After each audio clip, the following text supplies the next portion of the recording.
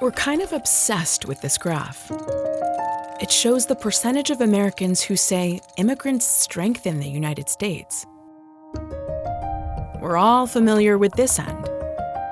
Republicans and Democrats can't agree on anything. But what was happening down at this end? How did we start so close and get to, well... Build that wall. Build that wall. Well, that's what this video is about, the path to political polarization. This dramatic split has left the American immigration system in disarray, and understanding how we got into this mess might just help us find a way out.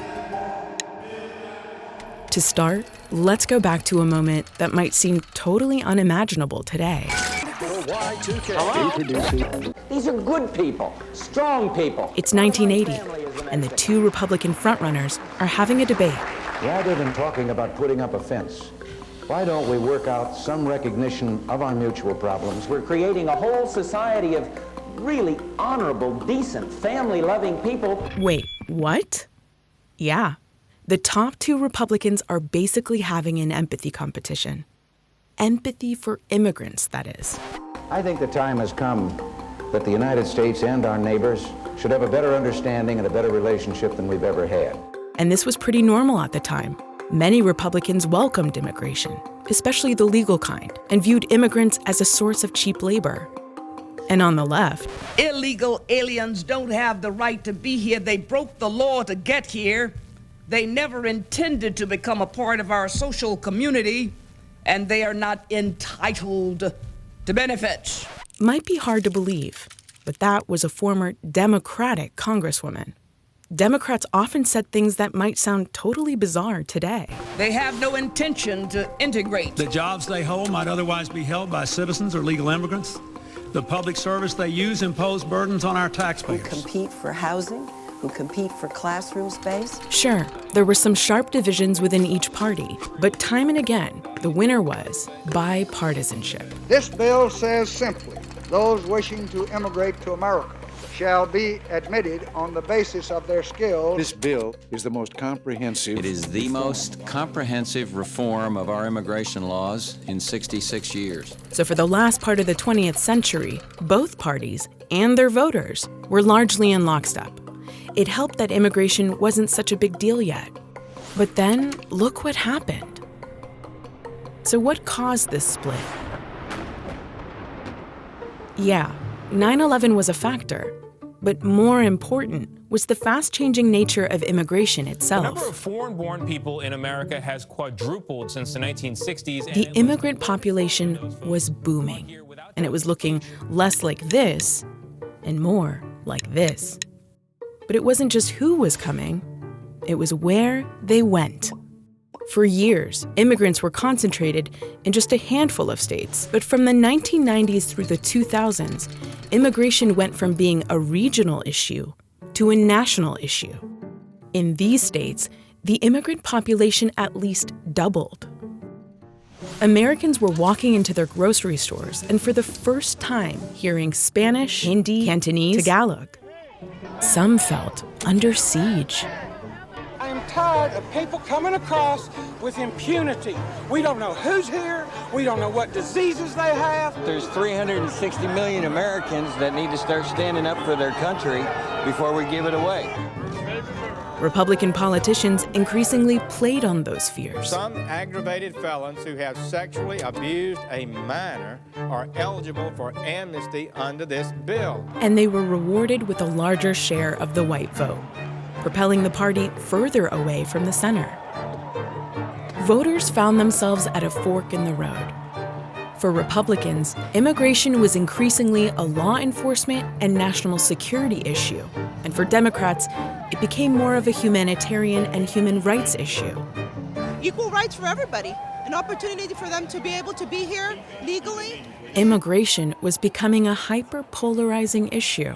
We have a comprehensive strategy to reform our immigration system. President George W. Bush spent years trying to forge bipartisan consensus. And we've got to continue to work together to get that done, and I'm optimistic that Congress will rise to the occasion. But he was stymied by members of his own party who opposed giving undocumented immigrants a path to legal status. The motion is not agreed to. American people understand the status quo is unacceptable when it comes to our immigration laws. A lot of us worked hard to see if we couldn't find common ground. It didn't work. This was a big turning point for the immigration debate. The moderate middle was becoming a very lonely place. It's not that politicians didn't keep trying to meet in the center and fix things. This guy certainly did. What I can guarantee is that we will have, in the first year, an immigration bill that I strongly... But he failed too. And we're all familiar with what happened next. They're bringing drugs. They're bringing crime. They're rapists. We have become a dumping ground for the entire world. Mexico sends its people. They're not sending their best. Build that wall. Build that wall. Trump inspired a wave of copycats. It's time to militarize this border. Once fringe ideas were now certifiably mainstream. President Trump's wall, blow up the cartel's drug tunnels and surveillance drones, and deploy the Arizona National Guard to stop illegals from entering. But guess what? It's not just conservatives. Democrats have aggressively moved away from the center, even more than Republicans. Immigrants and refugees are an enormous blessing. Talking about deporting 11 million people is so outrageous. If you'd be so kind, raise your hand if you think it should be a civil offense rather than a crime to cross the border without documentation. Top officials in the Biden administration have gone to absurd lengths to avoid calling a spade a spade. Is there a crisis at our southern border? Senator, there is a very significant... That's a yes or no question. There's a very significant... Is there a crisis? There is a very significant challenge that we are facing. Yes or no, at the southern is there border. a crisis? I believe I've addressed that question. So you're refusing to answer? Not to give Ted Cruz too much credit here, but it's a fair question. The answer, of course, is yes, it's a crisis. Here's our opinion. Immigrants bring energy and new ideas. America faces a population slowdown, and immigration can help maintain a robust labor force. We build your buildings, we do your roofing, we clean your ditches. But we also need to strengthen the border, in part by overhauling an asylum system on the verge of collapse.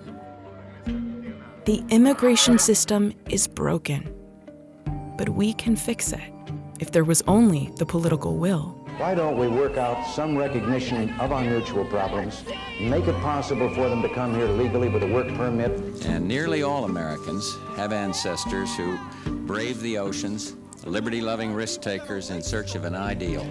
We love America, we love our people, and we love people coming here legally. Most Americans support the key elements of sensible immigration reform, including a stronger border and providing undocumented immigrants with a path to citizenship. But as long as politics and emotion continue to eclipse reason, bipartisanship, sadly, will remain a thing of the past.